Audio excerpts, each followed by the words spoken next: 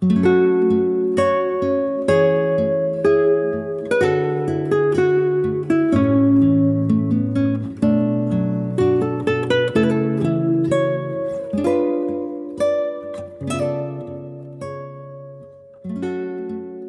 is God and Autobiography, the podcast, a dramatic adaptation and continuing discussion of the book, God and Autobiography as Told to a Philosopher by Jerry L. Martin. He was a lifelong agnostic, but one day he had an occasion to pray. To his vast surprise, God answered in words. Being a philosopher, he had a lot of questions, and God had a lot to tell him. Episode 190.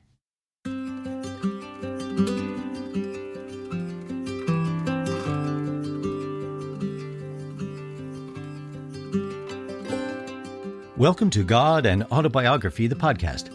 I'm Scott Langdon, and we return this week to our Life Wisdom Project series, as Jerry welcomes back Professor of World Religions and dear friend of the podcast, Dr. Mikhail Sergeev.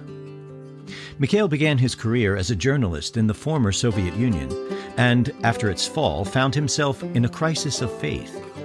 He came to America in his quest to find a new worldview that made sense to him, and found that the struggle for such a thing can lead down many different paths, and is different for everybody. That's why Dr. Sergeev is the perfect person to talk with about episode 19. God explains how all religions exist. Here's Jerry, getting the discussion started. I hope you enjoy the episode.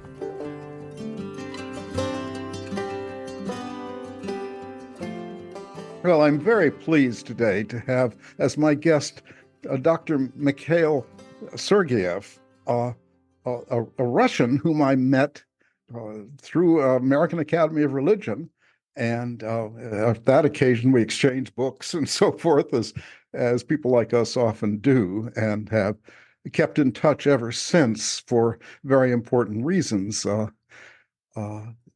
We look at this fascinating, to my mind, episode 19, which begins with the so-called problem of the diversity of revelations. You know, one revelation is a blessing. A dozen revelations is a kind of embarrassment. Oh, mine isn't the only one. There are others. And what am I now to make of that? Is that, and the 17th century philosopher, thinker, Jean Baudin said, each religion refutes all the others, because each one claims they've got absolute certainty in the whole thing. And we all live in this world now, right? I mean, this is, I was praying, not paying much attention at the time to what had been going on in religions, because I was a lifelong agnostic when God first spoke to me. And so I thought, this is interesting. And then I was told in prayer, go read the foundational text of the world's religions. And basically to ask the question, God, what were you up to with these people? You know, all the way to the ancient Egyptians, the Zoroaster, the Chinese, the people of Israel, and so forth around the globe. And we all now, and as I started looking around, this is not so surprising. We now live in a world of multiple religions. A dozen can be in the same neighborhood these days, especially in America, where everybody comes here from somewhere else. And not just religions, but worldviews, competing political ideologies, competing social ideas, competing theories of how best to live life. And people get very committed to these things, as in a sense, they should. If you're going to take whatever you decide is the way to think and live, you take it seriously, you try to follow through on it.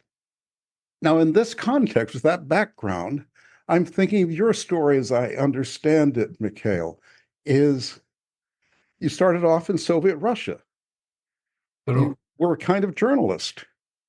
Kind of. And when I first met you, you said, in a regime like that, it's not altogether clear what the job of a journalist is. You're supposed to report the news.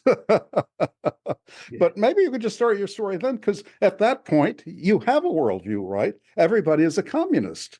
And even though the regime is suspect, communism, Marxism does provide a kind of meaningful frame, a kind of, utopian political vision of workers of the world and so forth. Yes. When I was growing up, we were taught communist ideology from the kindergarten. That is true.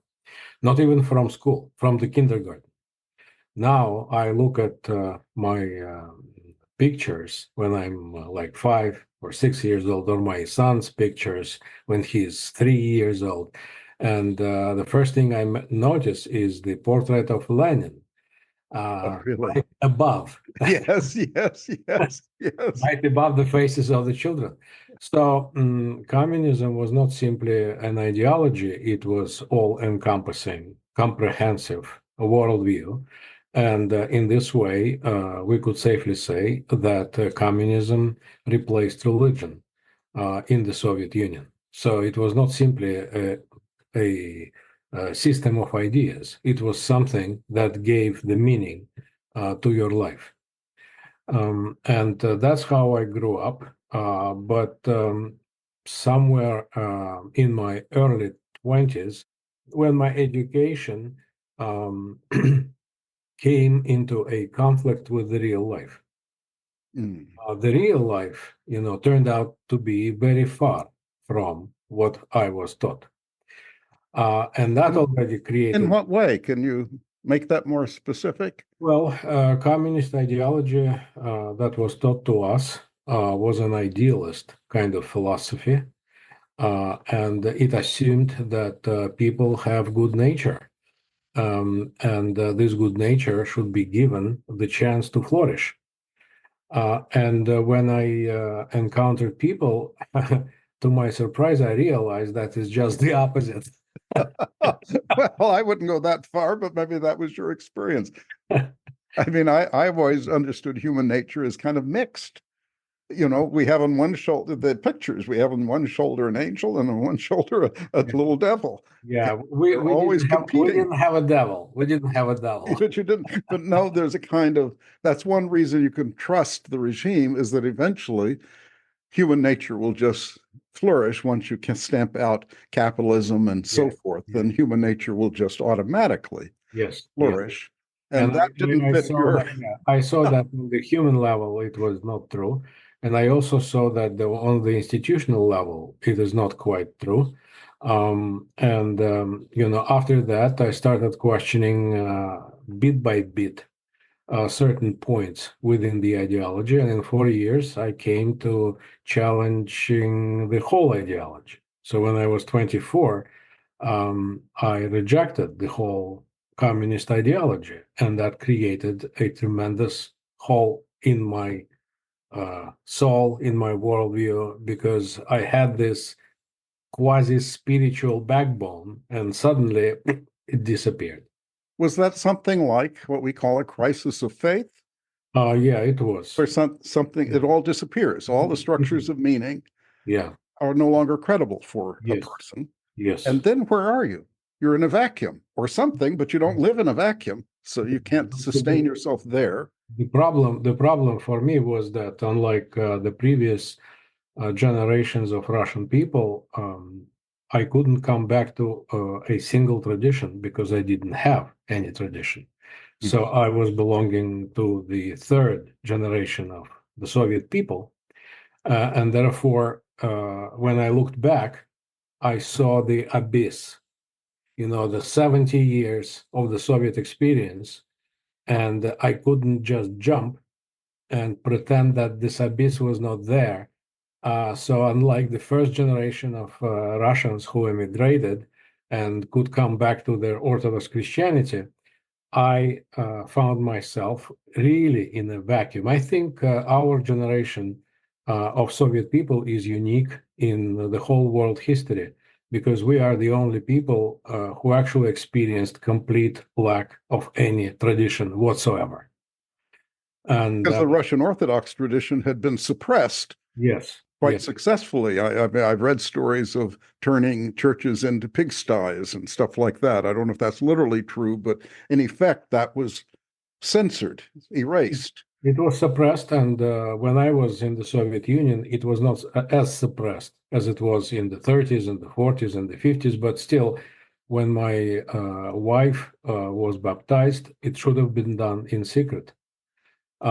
Actually, it was done in secret from her father, because if her father knew, he would have been against it, because baptizing your children may actually worsen your career and your position wherever you work.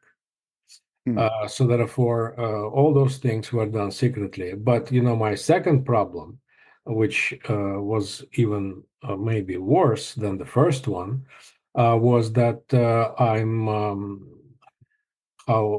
not sure how Americans say it, but in Russians it is said I'm a half blood person.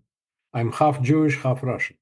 So my mother is Jewish, and according to the Jewish tradition, according to the Jewish Halacha law, I'm a Jewish person. Yes. As once as a rabbi told me, well, your mother is Jewish, you are Jewish, whether you want this or not. And then he added, especially if you don't. So typically Jewish humor. And at the same time, my father came from the Russian Orthodox tradition, and it was also close to me. I felt myself at home both in the synagogue and in the church, but in both places, I did not feel myself completely at home. Yes. And that is the problem with people who come from different traditions. Yes. And it was no way for me to reconcile them, because you are either a Jew or a Christian. Yeah, they're very different. Right. So therefore, from the beginning of my spiritual crisis, if you may call it this way, I was put in a position that was apparently without any solution. Yes. And that's why I came to the United States to study religion. That's why. Okay. Because I took this very Because seriously. you had an irreconcilable situation. Yeah. Okay. I have my own thoughts about that, but I want to hear how you took that next story. So for that reason, you come to US and you go to Temple University, right? And go to the graduate program and study. They have a famous PhD program in religion there. Yes. And so you study that with your own personal problematic, much in your mind. Yes. And then you're studying all the religions and so forth, but that's in your mind. Yeah. And how did you wrestle with it in light of what you were studying? Well, look, it was a long journey. I do not believe when people tell me that they convert to religion in one day. I think it's quite a journey. You cannot just switch from communism to Orthodox Christianity, like many of my friends have done in Russia after the collapse of the Soviet Union. Because yes, artificially you can, superficially you can. Yeah. But if you really want to resolve your personal problems, then you have to study seriously, and you have to build a new worldview, basically, out of nothing. Yes. And an additional difficulty was that I'm a rational person. That's how I was taught to approach everything rationally. And yet, from the rational standpoint, I had to choose a religion which is a priori irrational or super rational. So how can you choose something rationally which is beyond rationality? Yes. Wonderful way to put that problem. that is already a philosophical problem. Yes. It took me 25, 30 years first to get a thorough knowledge of world religions. And my personal situation helped me in my teaching, because I was not simply teaching world religions, but I was telling students about my situation and how I approach it. And we together were trying to discover Hinduism and Buddhism and Judaism, etc., etc. And if they're typical Americans, or at least like many Americans, especially younger Americans, they had their own situations of divided traditions, divided thoughts, being pulled one way, pulled another way, either by family ties or by other associations or things they had read or come upon that struck them as maybe deeply moving, and yet there's something else also deeply moving, and they seem very different. They seem incompatible, in fact. And so you and the students were all in this journey, you might say, together, each one pursuing your own problematic, but all doing it together. That's true. And I tried not only theoretical studies, but I visited different churches and temples and Buddhist meditation and Hindu temples, etc., and kind of trying to see maybe something will fit.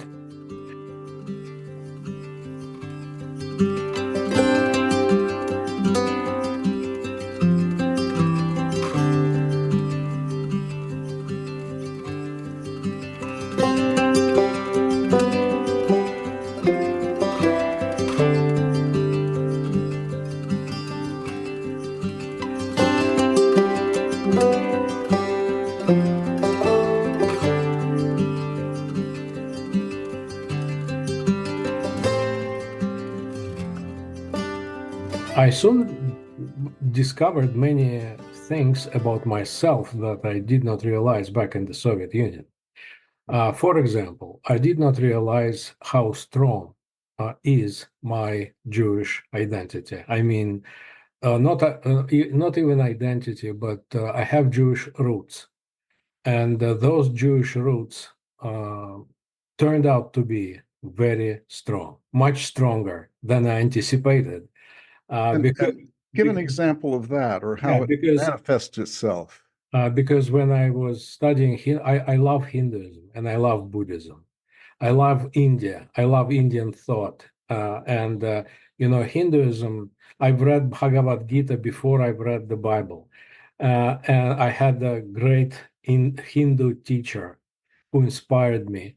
But when I, try to think of myself being part of, not Hinduism, Hinduism is a national religion, but Buddhism is an international religion. You can be a Russian Buddhist, an American Buddhist. Still, I realized that this is simply not part of my roots. No matter how hard I try to run from my roots and from my heritage, from my Jewish roots and from my Christian heritage, I cannot do it. And I realized that I have to narrow my spiritual search to the monotheistic traditions. Okay.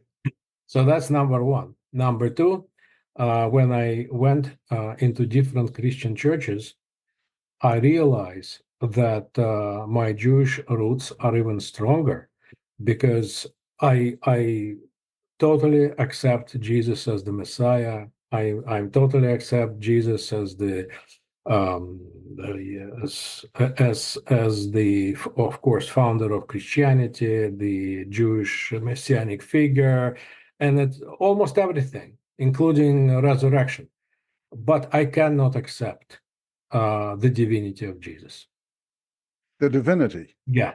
And I realized that this is part of my Jewish roots. Is it a violation of monotheism? Yeah. Now you suddenly have a second God, as it were, second person of the Trinity. That was a big surprise to me. But no matter how I struggled with it, I cannot overcome that.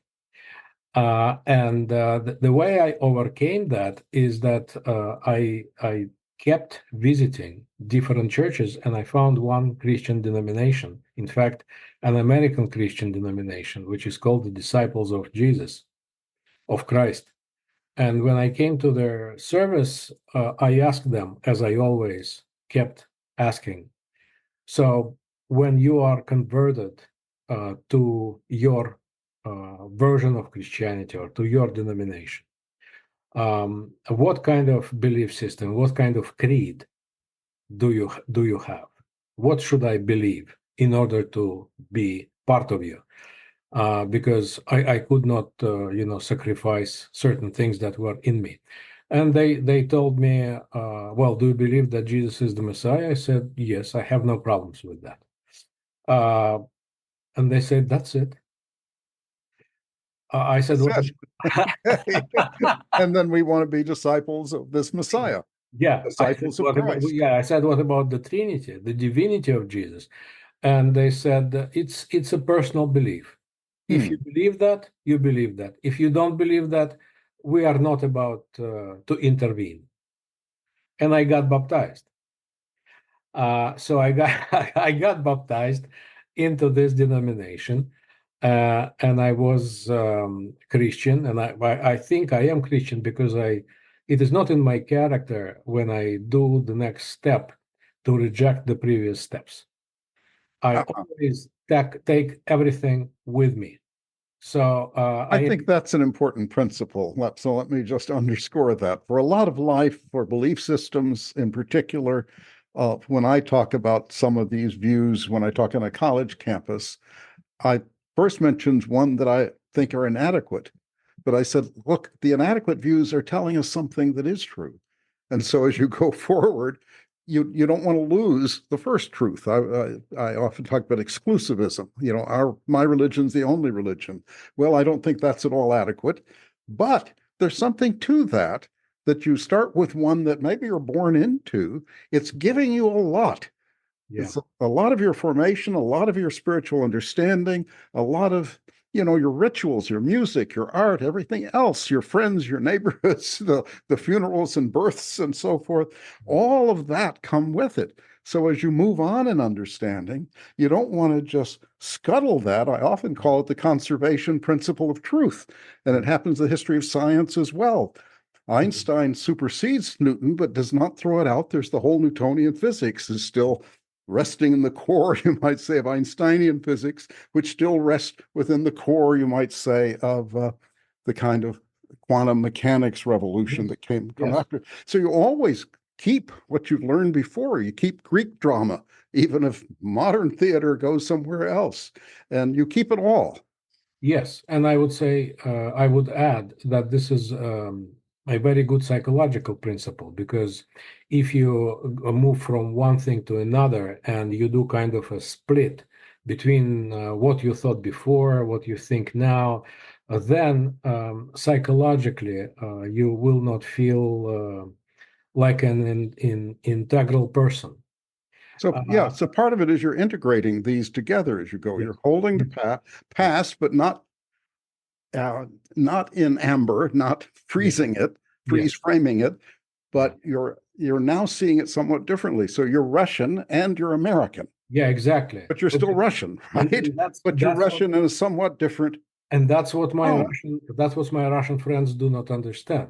They think that I'm either Russian or American. They ask me, "Are you an American?" I said, "Yes, I'm an American." "So you are not Russian any longer?" "No," I said, "No, I'm still Russian." I'm still Russian, but in different circumstances. I am both Russian and American. I am both Jewish and Christian.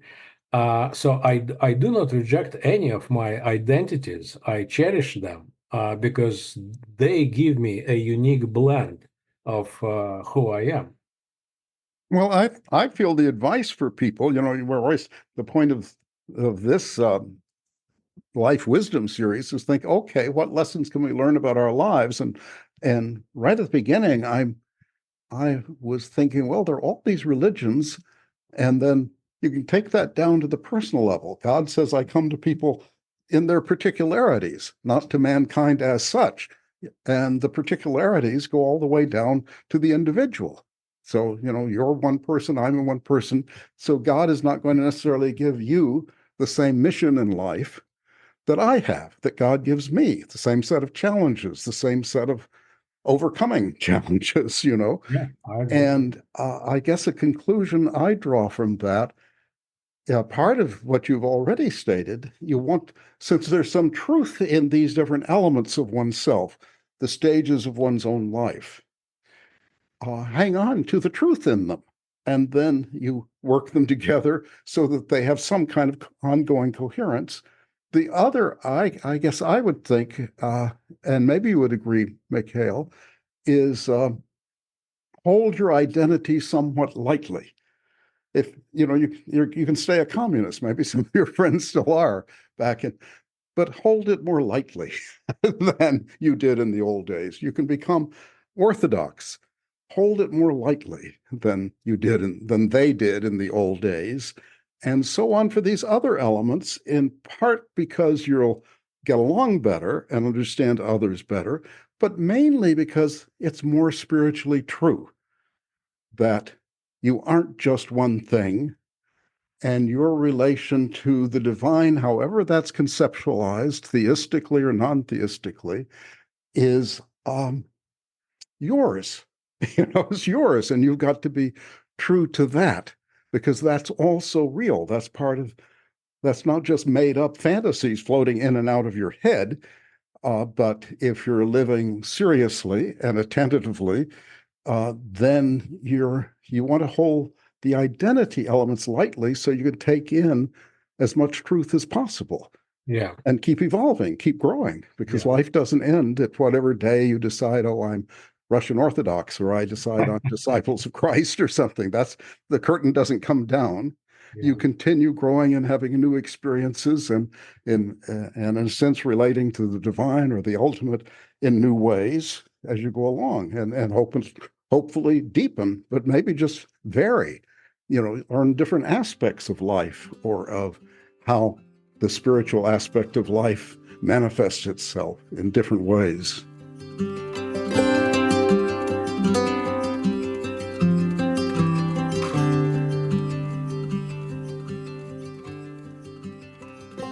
Thank you for listening to God and Autobiography, the podcast. Subscribe for free today wherever you listen to your podcasts, and hear a new episode every week. You can hear the complete dramatic adaptation of God and Autobiography as Told to a Philosopher by Jerry L. Martin by beginning with episode 1 of our podcast and listening through its conclusion with episode 44. You can read the original true story in the book from which this podcast is adapted, God and Autobiography as Told to a Philosopher, available now at Amazon.com and always at godanautobiography.com. Pick up your own copy today. If you have any questions about this or any other episode, please email us at questions@godanautobiography.com and experience the world from God's perspective, as it was told to a philosopher. This is Scott Langdon. I'll see you next time.